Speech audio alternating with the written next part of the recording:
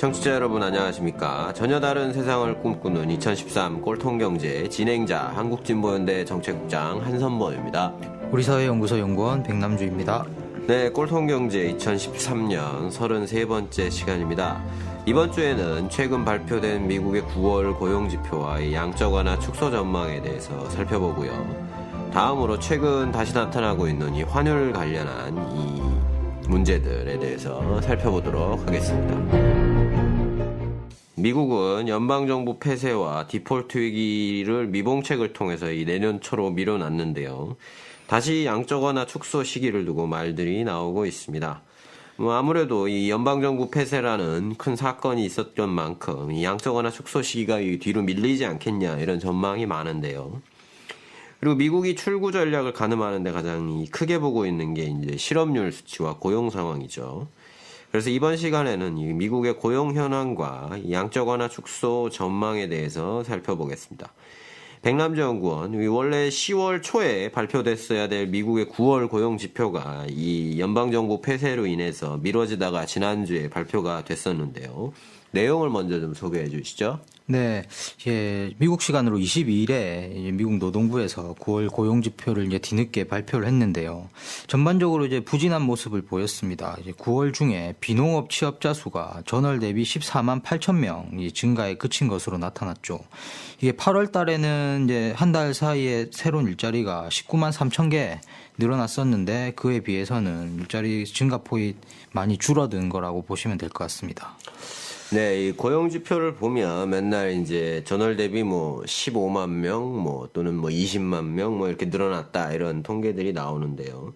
이 14만, 이런 수치, 14만 8천 개, 이런 수치가 이제 솔직히 좋은 건지 나쁜 건지 감이 좀 안 오는 부분이 있으니까 어떤 기준으로 좋은지 나쁜지를 좀 판단하면 좋을지 말씀을 좀 해 주십시오.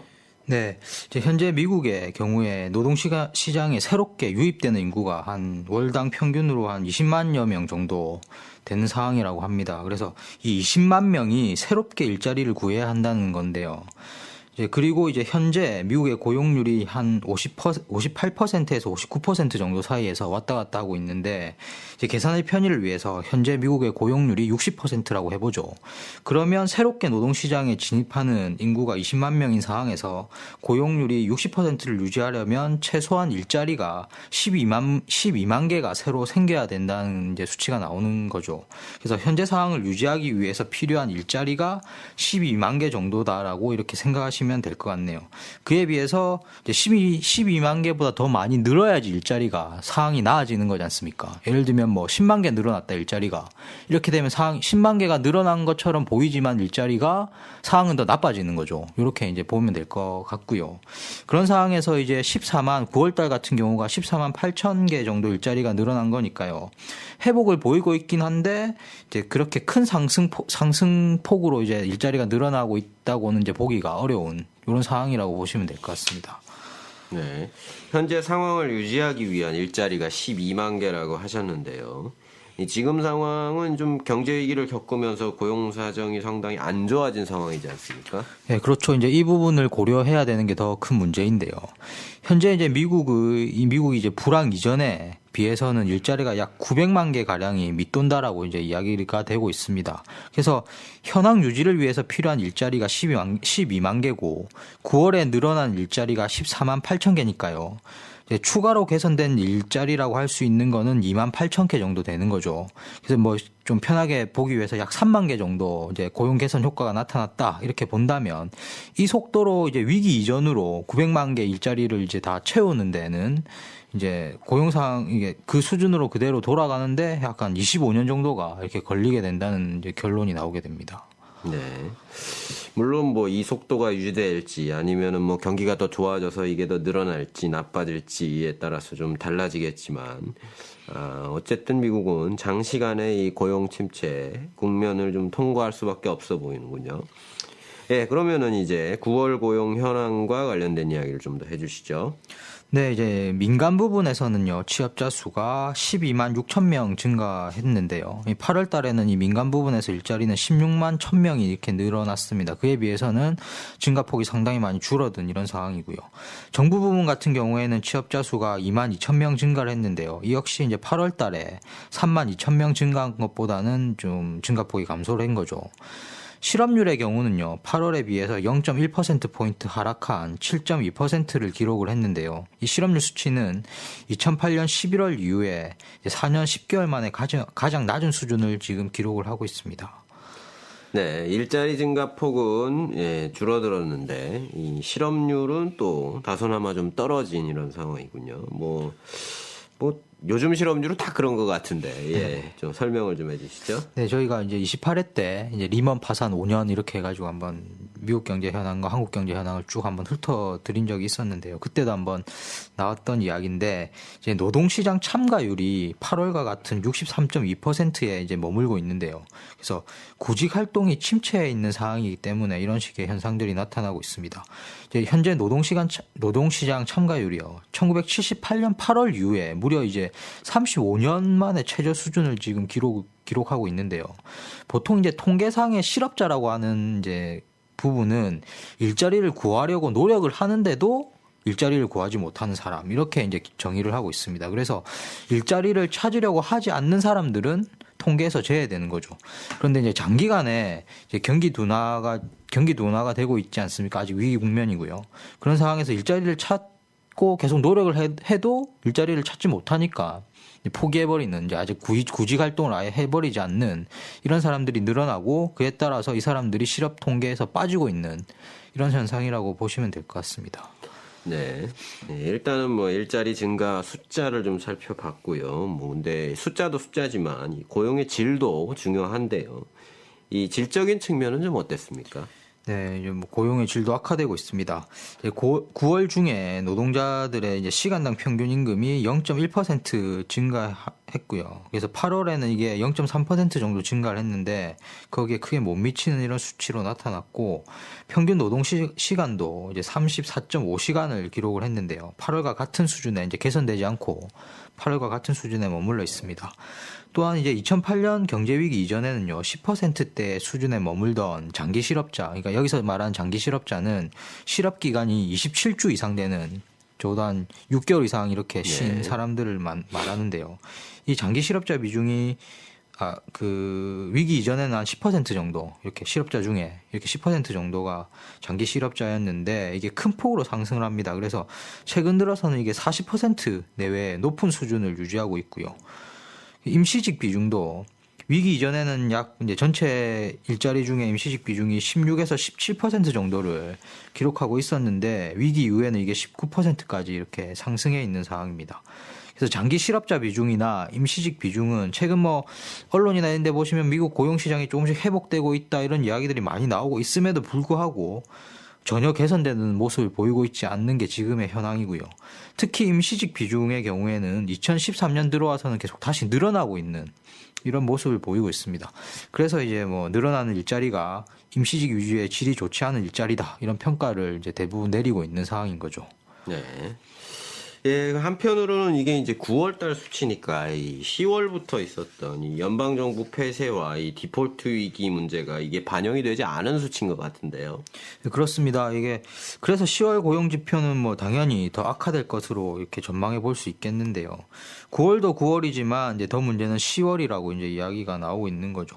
물론 이제 일시적인 폐쇄 이후에 다시 이제 정리가 된 상황이라서 10월 고용 지표가 전반적인 이제 기초적인 현실을 잘 반영할 수 없는 상황이긴 하고, 그래서 11월 지표를 다시 확인을 해봐야지 미국 고용 현황을 다시 좀 명확하게 알 수 있다, 뭐 이런 측면이 있긴 한데, 정부 폐쇄 영향이 단순한 정부 부분만 이제 영향을 준 게 아니고 그와 관련된 민간 부분에도 상당히 영향을 많이 미쳤다는 점을 고려해 본다면, 물론 당연히 이제 정부 폐쇄가 없었을 때보다 이게 있었을 때 고용 사정이 더 악화됐을 거라고는 이제 쉽게 이제 예상을 해볼 수 있는 문제라고 생각이 듭니다.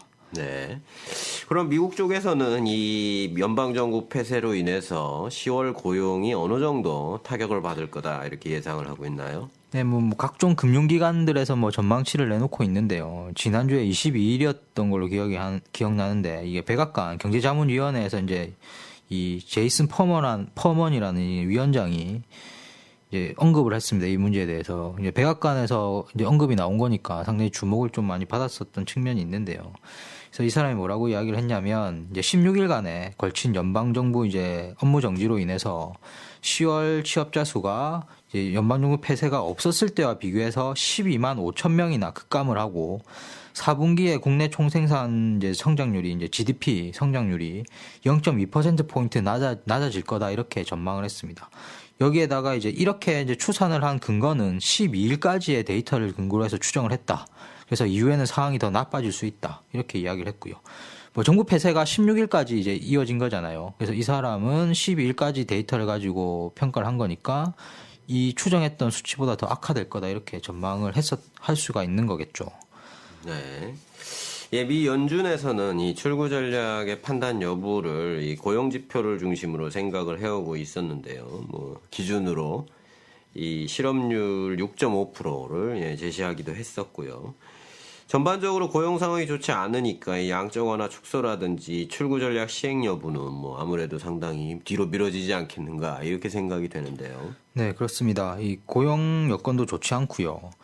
며칠 전에 이제 미국 경제 규모의 70%를 차지하는 소비 여건을 알아볼 수 있는 이제 소매 판매 지표가 9월의 경우에 전월 대비 0.1% 이렇게 감소하는 것으로 이렇게 나타났습니다. 이 역시 이제 정부 폐쇄와 디폴트 문제가 영향을 주기 전인 수치인 거죠. 9월이니까. 그래서 더 악화될 거다. 뭐 이렇게 평가가 나오고 있는 상황이고요. 또한 이제 예산안 문제나 부채 한도 증액 문제도 제대로 해결이 안 된 상황이라서 정치적 갈등은 계속 불거질 수밖에 없는 상황인 거죠. 그에 따라서 이제 뭐 연방준비제도의 양적 완화 규모 축소가 사실상 이제 올해 안에는 불가능한 이런 이제 상황이다라고 보시면 될 것 같습니다. 예, 얼마 전에 이 미국 중앙은행이 양적 완화를 뭐 기존대로 진행한다 뭐 이렇게 결정을 한 것 같은데요. 네, 맞습니다. 이제 연준이 그 공개시장위원회라고 하죠. 보통 이제 금리를 결정하고 양적 완화 이런 걸 결정하는 회의라고 보시면 될 것 같은데요. 10월 이제 30일, 31일 이렇게 회의를 진행을 했습니다. 이제 대부분 뭐 예상했던 대로 지금 매달 850억 달러 규모의 양적 완화를 시행하고 있는데 이거를 현행대로 유지하기로 했고요. 기준금리 같은 경우에도 현행 이제 0% 제로금리 수준의 금리를 그대로 유지한다 이렇게 이야기를 했고 그리고 이제 뭐 실업률이 6.5%를 웃돌고 향후 1, 2년간 기대 인플레이션이 2.5%를 넘어서지 않는 한 기준금리를 현 수준에서 동결하겠다. 이런 이제 입장도 다시 한번 확인을 했습니다. 네, 뭐 달라진 게 뭐 별로 없는 것 같은데요. 이 전반적으로 이제 경기를 평가하는데 이 경기는 좀 어떻게 보고 있습니까? 예, 뭐 지난해 이제 가을 이후에 경기 둔화 우려는 축소되고 있다고 이제 평가를 하고 있으면서도 이제 좀 확인해 봐야 될 게 양적 완화 규모를 축소하기 이전에 경제 진전이 지속될 수 있을 것이라는 보다 많은 증거를 기다릴 거다 이렇게 언급을 했습니다. 연준에서. 아직 이제 양적 완화를 축소하기에는 경기가 좋지 않다 이런 이제 판단을 하고 있는 거죠, 여전히. 그리고 고용과 관련해서는요. 노동시장 지표는 다소 개선되고 있지만 실업률은 여전히 높은 수준이다 이렇게 평가를 했고요. 뭐 이 부분은 뭐 이전과 크게 달라진 지점은 없는 것 같고 근데 이제 미국 경기 회복세의 근거가 되어 왔던 게 주택 시장이었습니다. 그래서 주택 가격이 많이 오르고 뭐 거래가 많이 늘어나고 이러면서 주택 시장 그러니까 미국 경기가 회복 국면에 들어서고 있는 거 아니냐 이런 평가들이 있었는데 이 주택 시장과 관련해서는 주택 시장 회복세가 최근 몇 개월간 다소 둔화되고 있다 이렇게 이야기를 하면서 주택 경기 둔화를 처음으로 이제 지적하기도 했습니다. 그리고 뭐 재정 정책으로 인해서 성장 제약도 이어지고 있다 이렇게 이야기도 했고요. 전반적으로는 이제 이 전체적인 상황에 대해서 이전보다는 불안정하다는 것으로 이제 평가를 좀 하고 있는 것으로 이렇게 봐집니다. 네, 원래 이제 이 버네키 연준 의장이 올해 안에 양적 완화 규모를 축소하기 시작해서 내년 중반이면 이 양적 완화를 종료하겠다 이런 이야기를 했었는데요. 예, 이게 계속 뒤로 밀리는 분위기고, 이제 그러면 뭐 어느 정도 시점까지, 예, 양적완화 축소가 연기될 거다, 이렇게 생각을 하시나요? 네, 뭐 상당히 지금 뭐 전망이 불투명한 이런 상황인데요. 우선 이제 미 연준의 이제 다음번 공개시장위원회 이제 통화 정책 회의가 12월 17, 18일 이렇게 열립니다. 그래서 뭐 사실 올해 안에 양적 완화 규모를 축소한다라고 하는 건 이제 뭐 물 건너간 거다라고 보시면 될 것 같고요. 그런데 물론 뭐 다른 의견들도 있습니다. 이제 파이낸셜 타임즈 같은 경우에는 이제 11월 발표되는 경제 지표들이 9월에 비해서 이제 좀 개선되는 흐름이 나타나면 12월부터 그러니까 12월 중순부터죠. 이제 규모를 소규모로 축소하면서 출구 전략을 개시할 수 있다. 이런 의견을 내기도 했고요. 그런데 대체적으로는 이제 뭐 좀 계속 연기가 될 거다라는 의견들이 많은 것 같습니다. 예, 로이터 통신이요. 이제 월가 이제 그 경제 전문가들 대상으로 해서 설문조사를 했는데요. 72명의 전문가 중에 45명이 내년 1분기에 가서야 양적 완화 축소가 이루어질 거다 이렇게 응답을 했고요. 이제 블룸버그 통신 같은 경우에는 이제 미 연준이 내년 3월에 가서야 채권 매입 규모를 850억 달러에서 700억 달러 정도로 줄일 거다 이렇게 예상을 하고 있는 상황입니다. 네. 또 보니까 내년 1월 말이면 이제 미 연준 의장이 교체가 되지 않습니까? 네, 그래서 그렇습니다. 이런 일정들 그리고 이제 뭐 이 재정 협상을 또 해야 되고요. 이런 걸 감안하면 연준의 양적 완화 축소 시점이 뭐 한 3월 정도 돼야 될 거다. 이런 전망들이 뭐 나올 수밖에 없는 상황인 것 같은데요. 네, 맞습니다. 또 보통 이제 임기 말에 마지막 회의, 이제 연준 의장의 마지막 회의에서는 보통 기존 정책을 그대로 유지하는 뭐 특별한 상황이 나타나지 않으면 기존 정책을 유지하는 이런 경우가 많았던 거고요. 그리고 이제 양적 완화 규모를 줄일 수 없을 거라는 의견들도 이제 많이 나오고 있습니다. 그래서 2007년에 그 금융위기를 예견하면서 이게 루빈이라고 하는 이 뉴욕대 교수가 좀 많이 떴지 않습니까? 그렇죠. 이 사람과 이제 좀 비슷한 성향의 좀 많이 유명한 닥터 둠이라고 불리는 이런 마크 파버 같은 경우에는요. 정부 폐쇄 후유증으로 인해서 양적 완화 규모가 1조 달러 수준으로 도리어 늘어날 거다 이렇게 전망을 하고 있습니다. 제가 이제 좀 자료를 보면서 LG경제연구원에서도 이런 비슷한 전망들을 좀 하고 있는 측면이 있던데요. 이제 내년이 되면 이 미국의 이 금리 결정하는 회의에서 소위 매파의 비중이 확대될 것으로 전망이 되고 있습니다. 이제 매파는 그러니까 금리를 올려서 통화 공급을 좀 줄이자 이런 걸 이제 좀 네, 출구 전략을 하자. 이런 이제 성향의 사람들이라고 생각하면 될 것 같은데요. 방금 말씀해 주셨던 것처럼 내년엔 연준 의장이 교체가 됩니다. 근데 연준 의장으로 이제 지명되어 있는 사람이 앨런이라고 하는 소위 비둘기파로, 이 비둘기파라고 하면 이제 뭐 통화를 많이 걷어들이기보다는 부양을 좀 더 많이 하자, 이렇게 보시면 될 것 같은데, 이제 이런 신임 의장이 취임을 하면서 좀 갈등이 생기지 않겠냐, 그리고 통화 정책이 그래서 불확실성이 고조되지 않겠냐, 이렇게 좀 전망을 하고 있고요. 그리고 또한 이제 재정 불안이 계속 이제 뭐 셧다운 사태에서 보셔서 아시겠지만 재정 불안이 이제 반복되고 상시화될 가능성이 높기 때문에 이 미 연준이 경기 둔화 우려를 해소하면서 출구 전략을 시행하기가 쉽지 않은 상황이라고 평가를 하고 있습니다. 그래서 나아가서는 이제 재정 불안이 만성화되고 미국 경제에 충격이 확대된다면 이 무한 양적 완화에 시기가 정해지지 않는 계속해서 양적 완화에 이런 나서야 하는 상황도 배제할 수 없어 보인다라고 평가를 하고 있고요. 네, 무기한 양적 완화를 얘기하고 있는 상황이군요. 예, 뭐 올해 여름까지만 하더라도 이 9, 10월에 뭐 양적 완화 규모 축소가 뭐 이렇게 거의 기정사실화 됐었는데요. 이제 점점 그런데 뭐 시기가 뒤로 밀리고 있는 좀 그런 상황이 되고 있어서 뭐 이전에 뭐 출구 전략 얘기가 나온 게 한 2010년이었나 그랬는데 그때 뭐 막 얘기하다가 밀린 것처럼 이번에도 그렇게 밀리지 않을까 이런 전망도 할 수 있을 것 같은데요.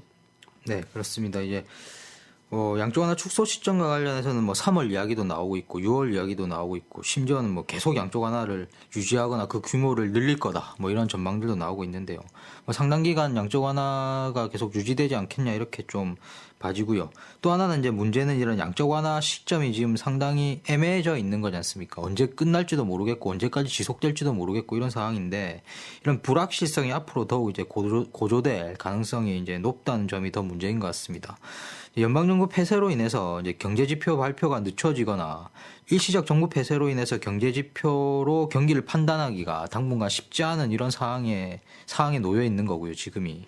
그리고 예산안과 부채 한도를 둘러싼 정치적 갈등도 더욱 표출될 것이고요. 그래서 이제 경기 상황, 거기에다가 경기 상황도 전반적으로 나빠지고 있는 상황이기 때문에 이 출구 전략이 과연 언제 시행될 건지, 양적 완화가 언제까지 지속될 건지 상당히 좀 불투명한 이런 이제 시기라고 보시면 될 것 같습니다. 네. 올해 5월부터 뭐 지금까지 해서 이제 이 미국이 양적 완화를 축소한다 이 문제 때문에 세계 경제가 상당히 혼란스러운 모습을 보였는데요. 앞으로도 뭐 계속 그럴 것 같고, 지금 우리나라에서도 좀 계속해서 그런 문제로 이 문제가 생길 것 같은데 어떻게 대비를 해야 될지 걱정입니다.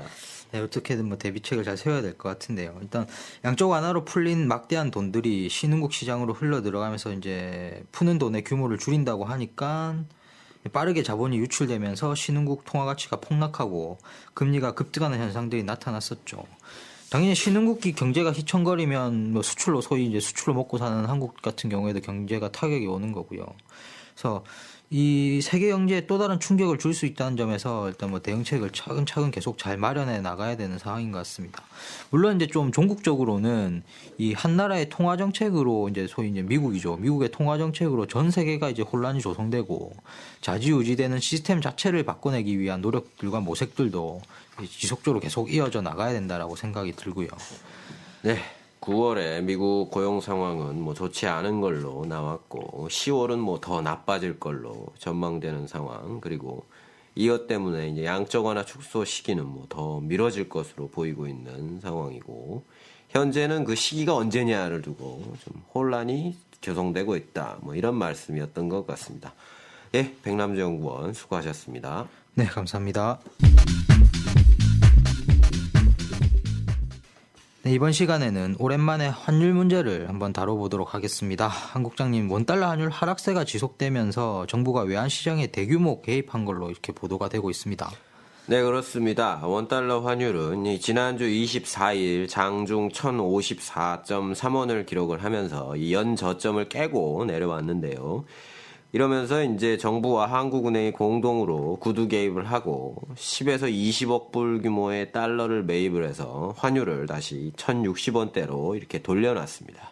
네, 뭐 환율 추이를 한번 보면 지난 6월 말에 이제 1160원대였는데요. 지금이 1060원대니까 약 100원, 10% 가량이 떨어진 건데요. 상당히 빠른 속도라고 할 수 있겠는데 어떤 요인들이 있는 겁니까? 예, 외국 투기 자금이 국내 증시로 계속 유입되고 있기 때문에 그렇습니다. 지난 8월 이래로 이 외국 투기 자금이 10월 30일까지 무려 45거래일간 순매수를 기록을 했고요.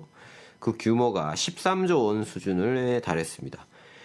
국내 주식을 사려면 달러를 원화로 바꿔야 되고, 이 외환 시장에서 달러를 팔고 원화를 사는 흐름이 강해지니까 팔려는 달러 가치는 떨어지고 살려는 원화 가치는 오르는 거죠. 네, 이 외국 투기 자금이 국내 증시로 이제 몰려들고 있다 이런 말씀이셨는데요. 그럼 그렇게 몰려드는 이유는 어떤 겁니까? 네, 이건 좀 올해 전체로 볼 필요가 있는데요. 올해 상반기에는 아마 기억이 나실 겁니다. 국내 증시에서 외국 투기 자금이 엄청나게 빠져나갔었습니다. 이 뱅가드 펀드라고 이 미국의 세계적인 규모의 펀드인데요. 이 펀드가 이 투자 기준 지표를 이 모건 스탠리 캐피탈 인터내셔널 지수에서 파이낸셜 타임즈 스톡 익스체인지 지수로 변경을 하면서 그렇게 됐죠. 그래서 이전에 기준 지표에서는 이 한국 증시가 신흥국으로 분류가 됐고, 이 신흥국의 투자 자금 중에 14.9%의 비중을 갖고 있었는데, 이 변경된 기준 지수에서는 한국이 선진국으로 분류가 되면서 이 펀드의 이 한국 증시 투자 비중이 줄어들게 된 겁니다. 그러니까 통상 이 펀드나 뭐 이런 데는 이렇게 선진국 투자액하고 이 신흥국 투자액을 분리해 가지고 소위 이제 포트폴리오 투자라고 하죠. 네. 그렇게 나눠 가지고 이제 그 돈 중에 어디에다 얼마 이렇게 이제 나누는 건데, 지금 우리나라는 신흥국 중에 15% 이렇게 원래는 됐었는데 이제 선진국 중에 뭐 한 2, 3% 이렇게 이제 바뀐 겁니다. 네. 그렇게 되니까 이 국내 증시에서 돈이 빠져나가게 된 거죠. 그러면서 이 뱅가드가 이 국내 증시에서 올해 초부터 7월 초까지 무려 이 11조 5천억 원 규모의 국내 주식을 팔았습니다. 그리고 여기에 이제 5월 말에 이제 미국의 양적 완화 축소 계획 발표가 결부가 되면서 국내 증시가 한때 이제 1,800선이 무너지기까지 했고, 환율은 이 상반기 내내 상승 추세를 보이고 한때 1,160원까지 올라갔었던 거죠. 그런데 이제 이 7월 들어서 이 뱅가드 펀드의 국내 주식 처분이 이제 마무리가 되고, 여기에 이제 양적 완화 축소 계획이 발표가 되면서 이 일부 신흥국들, 뭐 인도나 인도네시아나 이런 곳들이죠. 이런 데서 이제 금융위기 징후가 나타났습니다. 이렇게 되면서 이 외국 투기 자금이 이들 나라를 떠나서 이 상대적으로 경제 상황이 양호하고 증시가 저평가돼 있는 이 국내로 밀려 들어오게 된 거죠. 그래서 올해 초부터 지난 9월까지 우리나라는 이제 한 310억 불 가량의 무역 흑자를 기록을 했고, 경상수지는 한 488억 불 가량의 흑자를 기록하고 있습니다. 특히 이제 경상수지는 작년 대비로 거의 두 배에 육박하고 있는 상황이고요. 이런 상황을 보고 이제 외국 투기 자금이 이 지금의 이 불확실한 국면에서 이 국내 증시를 이렇게 피난처로 삼고 있는 것이죠. 네, 이 뱅가드 펀드가 투자 비중을 조정하고 미국이 양적 완화 축소 계획을 발표하면서 증시가 저평가됐고, 이렇게 되자 이제 외국인 투기 자금이 물밀듯이 이제 들어오고 있다, 이런 말씀이시군요. 결국 올해로 보면 외국 투기 자금이 상반기에 12조 원 가까이 빠져나갔다가 하반기 되면서 다시 13조 원 정도 이제 몰려 들어온 거고요. 그래서 환율도 연초 1,060원대에서 1,160원대까지 올라갔다가 다시 1,060원대로 다시 돌아오는 이런 뭐 상황이라고 볼 수 있겠군요. 예, 현재까지 그렇습니다. 이렇게 그래프로 보면 이게 산 모양이 된 거고, 이제 연초 상황으로 되돌아온 거라고 볼 수가 있죠. 향후 전망이 좀 어떨 거라고 보십니까? 예, 원달러 환율을 움직이는 최대 변수는 뭐 외국 투기 자금이니까 뭐 이들의 움직임에 따라서 결과가 나오겠죠. 지난 10월 31일에 외국 투기 자금이 이제 45거래일 연속 순매수를 마치고 이 순매도로 이렇게 전환을 했습니다. 근데 뭐 이후에도 뭐 계속 순매도가 될 거냐, 뭐 이런 거는 아직 불확실한 상황이고요. 예, 보통 국내 증시는 이제 외국 투기 자금이 들어와서 이 밑에 바닥에 있는 주가를 띄우고, 이후에 기관이 들어와서 띄우고, 마지막에 개미들이 들어와서 이제 상추를 잡으면 외국 자금이 이탈하는 식으로 전개가 됐는데요. 네. 지금은 아직 기관과 개인의 순매수는 잘 안 이루어지고 있는 상황입니다. 그리고 양적 완화 축소도 계속 연기되는 흐름이어서 뭐 당분간은 뭐 외국 투기 자금의 순매수세가 좀 더 지속되지 않을까 이렇게 전망이 되고요. 두 번째 변수는 이제 수출업체들의 환전 물량인데요. 이 무역 경상수지 흑자가 지속이 되면서 이 달러 공급이 지속되고 있는데 환율이 계속 내려가니까 기업들이 거의 최소한의 물량만 내놓고 있는 상황입니다. 그래서 이제 외화 예금이 이제 급증하고 있고요. 이제 환율이 조금만 오르면 아마 그 물량들이 이제 쏟아져 나오겠죠. 이렇게 본다면 일정 기간 환율은 계속해서 하락 압력을 받을 걸로 보이고, 더 내려가지 않더라도 오르기가 쉽지 않지 않겠는가, 이렇게 전망이 되고 있습니다. 네, 그렇군요. 이제 이렇게 환율이 연초 상황 이 1,060원대로 돌아오면서 다시 수출 재벌들이나 언론에서는 이제 환율 문제를 대대적으로 이렇게 보도를 하고 있는데요. 네, 이미 여러 번 저희 방송에서 말씀을 드렸었는데, 지난 시기에 어떤 무역 경상수지 흑자 상황들을 감안을 하면 뭐 적정 환율은 뭐 950원 정도다, 이렇게 저는 이제 생각을 하고 있는데요. 이제 100번 양보해서 적정 환율이 1,000원이다 이렇게 양보를 해도 1,050원이면 여전히 고환율이죠. 그래서 이제 지금의 환율 하락은 이제 정상화 과정이라고 평가를 해야 합니다. 그런데 상황이 이런데도 이 수출 재벌들이나 이 경제신문들이 이제 호들갑을 떨면서 정부의 환율 방어를 유도를 하고, 고환율 정책에 대한 이 국민들의 분노를 이제 희석시키려고 하는 거죠. 지금의 환율이 손익분기점 이하라느니, 한 경제신문에서는 뭐 자동차나 철강 분야 대기업들의 이 3분기 실적 완화가 환율 때문이다, 이런 보도를 냈는데요. 다른 곳들도 대동소이하고요. 근데 한국은행 통계 자료를 보면 2분기 평균 환율이 1,122.8원이고 3분기 평균은 1,110.7원으로 나옵니다. 그러니까 겨우 이제 10원 떨어진 거죠. 네. 그러니까 환율 때문에 3분기 실적이 안 나왔다, 이거는 이제 근거가 없다는 말씀입니다. 이 자동차의 경우에는 이제 현대기아차가 이제 파업이 있었죠. 파업이 진행되면서 생산량이 좀 감소한 게 영향을 준 거고, 철강 산업 같은 경우는 이제 세계 경제 침체의 영향으로 계속 좋지 않은 상황이죠. 뭐 환율 때문이다 이렇게 보기는 좀 어려운데요. 근데 이거를 이제 환율 영향이라고 이렇게 얘기를 하는 거는 이제 부분적인 현상을 이제 이 문제의 핵심이다 이렇게 왜곡하는 거다 이런 것이고요. 팩트가 이제 기사의 이 경제신문들의 기사의 제목과 내용을 부정하고 있는데도 참 그런 기사를 계속 버젓이 내놓는 걸 보면 이 사람들이 참 부끄러움이나 양심 같은 게 있는가 이런 의문이 좀 드는 상황입니다. 이제 결론을 미리 내놓고 현실을 끼워 맞춰가지고 이 자기 이익을 챙기는 이런 보도 행태 아닌가.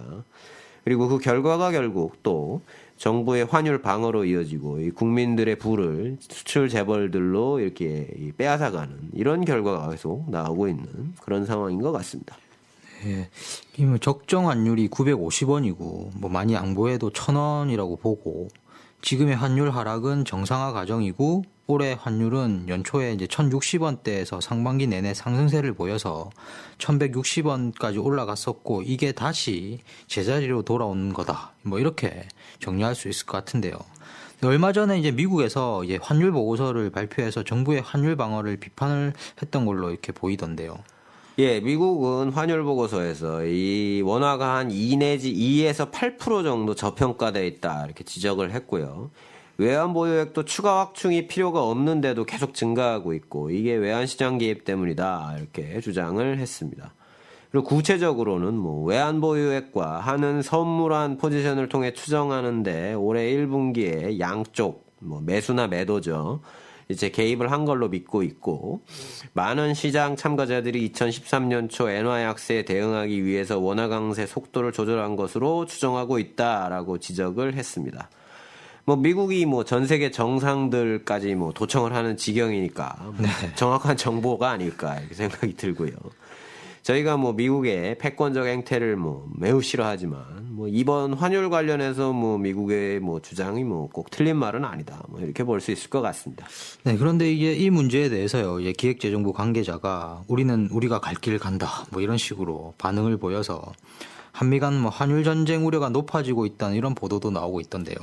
뭐 그건 뭐 쇼라고 할 수가 있겠죠. 뭐 우리나라 정부 관료들한테 뭐 미국에 저항한다 뭐 이런 생각이 뭐 이 소통만큼이라도 있겠습니까? 최근에 이제 우리나라 국민 거의 100%가 반대하는 이 일본의 이 집단적 자위권 문제를 미국이 허용을 했는데 지금 정부 입장이 뭐 인정은 하되 행사시 우리 의견이 반영돼야 된다 뭐 이거 아닙니까? 그러니까 사실상 인정을 해준 거죠. 뭐 환율 말고 뭐 이런 문제나 정말 우리 갈 길 좀 갔으면 좋겠다 이런 생각이 듭니다. 예. 환율보다 뭐 10배, 100배는 더 중요한 문제에서도 뭐 찍소리조차 못 내는 사람들이 뭐 무슨 제 갈 길을 가고 뭐 한미 간 환율 전쟁 뭐 이런 말도 안 되는 얘기죠. 예, 아마 정부의 환율 방어가 점점 쉽지 않아진다 이렇게 보는 게 맞을 것 같습니다. 네, 환율이 이제 1,060원 수준까지 내려오면서 이제 수출 재벌과 언론들의 이제 호들갑 그리고 정부의 환율 방어가 다시 나타나고 있다 이런 내용이었습니다. 한 국장님 수고하셨습니다. 네, 감사합니다. 네, 이상으로 2013 꼴통경제 33번째 시간을 마치도록 하겠습니다. 청취자 여러분, 다음 주에 뵙도록 하겠습니다. 안녕히 계십시오. 안녕히 계십시오.